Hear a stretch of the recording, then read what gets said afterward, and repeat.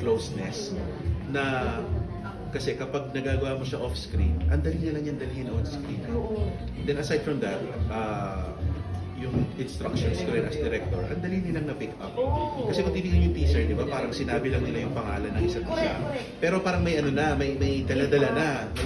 So, diniscuss namin yun nung yung shoot namin yung teaser na ganito yung state of mind ni Rafi sa panahon na to, tapos si Luna ganito. Ang dali nilang nakuha.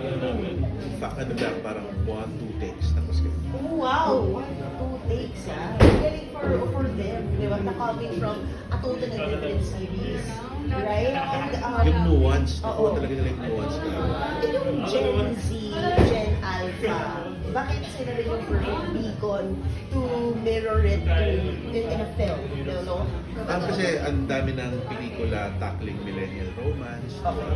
And yung karamihan ng mga Gen Z, yung mga young love na pelikula, madalas very cartoony in the sense na parang larger than life, hindi sila makakatahanan. Not that they're bad, they're entertaining. Pero ako, gusto ko personally gumawa ng isang young love through mature eyes.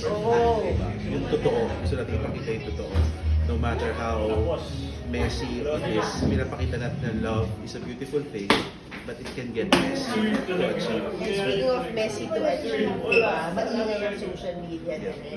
How do you guard yourself from the external forces that which is yung mga 10,000 tags sa'yo in a day? I mean, and then there's gonna be more with this one, I'm with sure. Ashton ongoing. I mean, hindi naman ako bago sa ganyan. Correct, it's not your kasi whole studio.